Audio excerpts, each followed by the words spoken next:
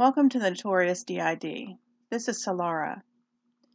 Today I am going to talk about something that took place yesterday that has never happened to us that I know of.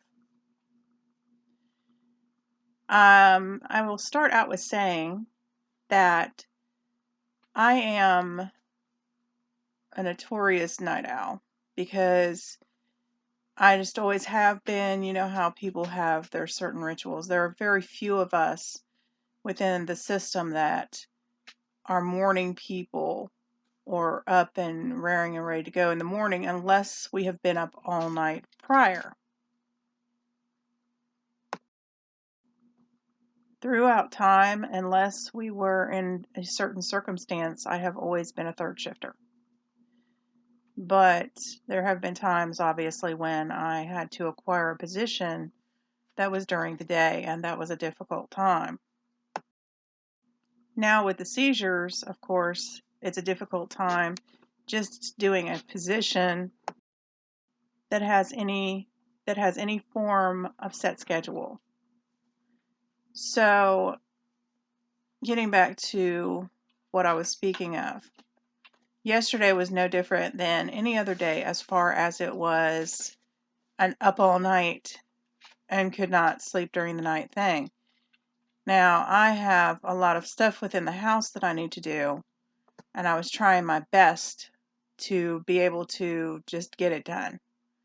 So, I knew I was going to need a little bit of sleep, and was going to take about a 3-hour nap.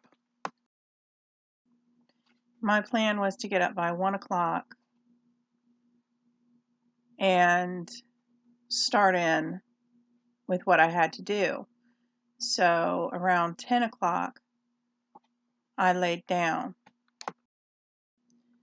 I originally had planned on getting some sleep throughout the night and getting up early and starting in, but that did not take place. So my plan was to get up at 1 o'clock. Within an hour and a half, my daughter tends to get up earlier within the day, and she evidently did so.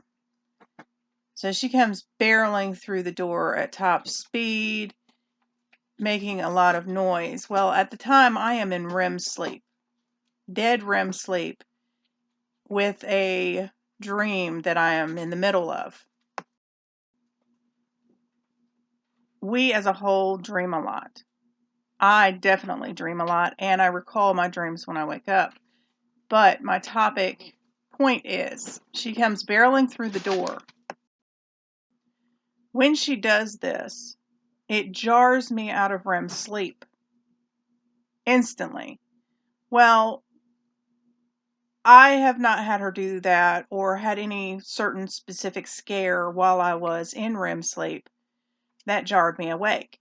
When this took place, I was not even able to set up, because going from REM sleep to bam to up in 5.5 seconds, literally, I went straight into a seizure.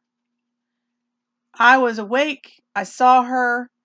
I was like, what are you doing? And then went straight into a seizure. Was the gasping for breath that we do, and I had no way of controlling what was going on at that point. I was going down back into a seizure, and there was nothing I could do about that. I have not encountered that prior. We have not encountered that prior that I know of. And throughout all the stuff that we've been doing, that kind of took me aback, because something that we're not used to after all of this. I had priorly had an alarm set for 4 p.m. as well as a backup. So I go into a seizure. My daughter leaves the room at that point because she obviously knows I'm going into a seizure. And I hear the 4 o'clock alarm go off. So I obviously know it's 4. And I have things that I absolutely had to do which had to do with cleaning and moving stuff. We have a lot of stuff that needs organized, a lot of stuff that needs gone through, and I have floors in this house that I need to replace. Because living in a trailer near the ocean, you are constantly having to replace things within the trailer. Floors, mostly. Anything wood. I have to replace decks. I have to replace floors. And I currently had to see exactly what I was going to have to replace and how much. So the alarm goes off at 4 o'clock. I'm still within the seizure. And there are some times that I can attempt to try and force myself. Usually it's a bad idea to try and force myself out of a seizure, because then it makes things worse and just prolongs it. But yesterday, I got enough to be able to get one of my medications that help with what helps with stopping the process from going on as long as it usually does, standardly. So I took that. I couldn't even tell you when, because time is morphed when you're in a seizure. And this was quite a ways prior. It seemed quite a ways prior to 4 o'clock. So when 4 o'clock goes off and I'm still not up and going, I happen to have a song going through my head that I'm going to link down below that is called Unbreakable. And for some reason, the song must have gave me some kind of momentum, or maybe helped kick in my medication just enough to help me with getting things together and getting up. Now, when I get up from a seizure, because I am already behind and I am already usually on huge time constraints because of this, I hit the ground running. Almost every time I am in a seizure, I have to hit the ground running, because I have literally been in that seizure. It has taken up hours of my time. Yes, I do say hours. There's never a time, hardly at all, recently that it is not hours. 2 hours is the least recently. So I go hit the ground running, jump up, go straight into the living room, because the living room is the floor that I need to focus on first. It's a main thoroughfare. I start pulling stuff out of the way and moving stuff, and to see exactly what I'm dealing with the floors. Well, I get in there into that, and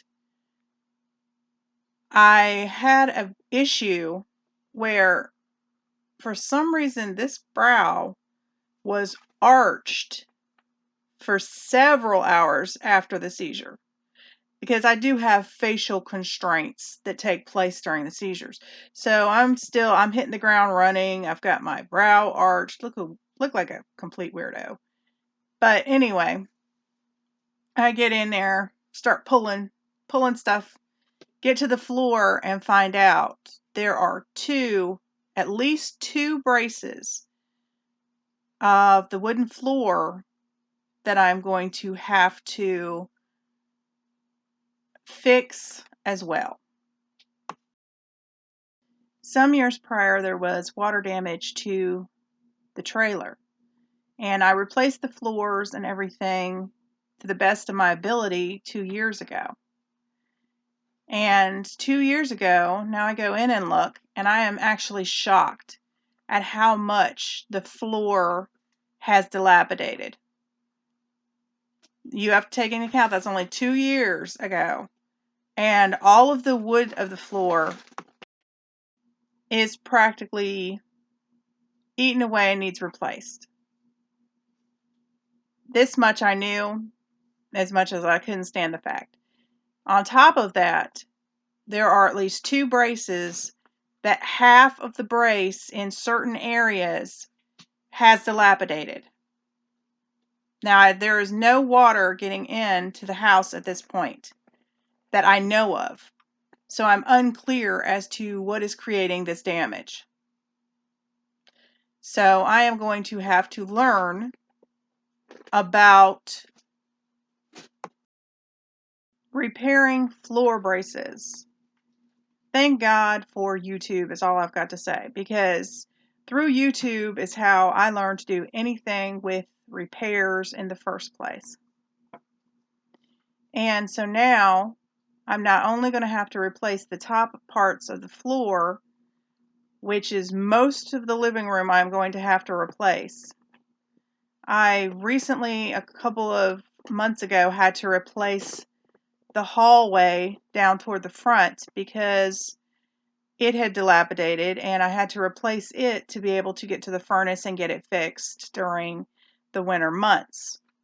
So at that point, I had to fix it. It's still doing all right as for right now. But yeah, the living room, I'm probably looking at a complete replace. And I have to replace, well, not replace, but I am going to have to repair. And most likely what I'm thinking about doing as well is placing boards on either side of what needs replaced or repaired, and then going outward so that I have additional bracing on those braces so that the flooring on top can be stable. But this is what I'm dealing with right now. I have a lot of repairs I'm going to have to do to this place. Me and my daughter do plan on moving, but I don't have a clue as to when at this point. So what we have to do is what we have to do. You got to do what you got to do. And with that in mind, I'm going to have to replace wooden decks. I'm going to have to replace flooring.